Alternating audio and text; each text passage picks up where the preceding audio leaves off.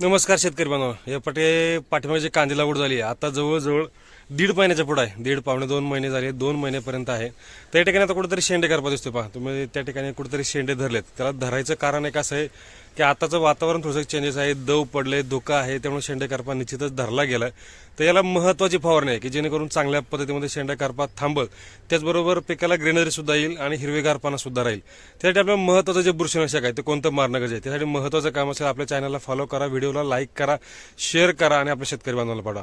तर या ठिकाणी बुरशीनाशक जात असताना एक कॉन्टॅक्ट सिस्टमॅटिक बुरशीनाशक जाणं गरजेचं आहे. त्यासाठी आपल्याला या ठिकाणी वापरायचं आहे पीआय इंडस्ट्रीजचं विजमा अर्थात बास्कोलाइड जे आहे, बास्कोलाइड आणि पॅरास्ट्रोबिलिन जो आहे तो आपल्याला या ठिकाणी वापरून घ्यायचा. तो स्ट्रोबिलिन मोलिक्यूल गटामधला काम आहे, चांगल्या पद्धतीमध्ये काम करणार आहे. एकरी साधारणपणे 240 ग्राम प्रति एकर याप्रमाणे मारून घ्यायचे. 10 पंप होतात ते आपल्याला या ठिकाणी मारून घ्या.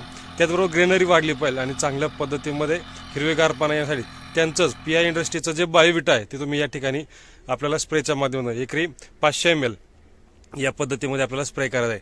त्याचबरोबर या ठिकाणी साधे एखादं बुरशीनाशक का होईना खालून पाट पाण्यात न जाऊ द्या, म्हणजे अर्थात जी येणारी बुरशी असेल त्यासाठी आपण चांगल्या पद्धतीने काम करेल.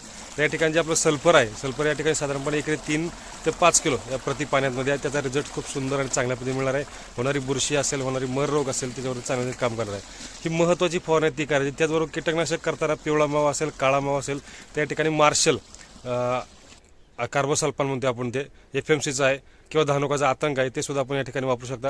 आणि कंपल्सरी याच्यामध्ये स्टिकर ठेवा, म्हणजे रिझल्ट आपल्याला खूप सुंदर आणि चांगल्या पद्धतीने मिळतील. निश्चितच ही माहिती आवडली असेल तर व्हिडिओला लाईक करा, शेअर करा आणि आपल्या शेतकरी बांधवांना पाठवा. धन्यवाद.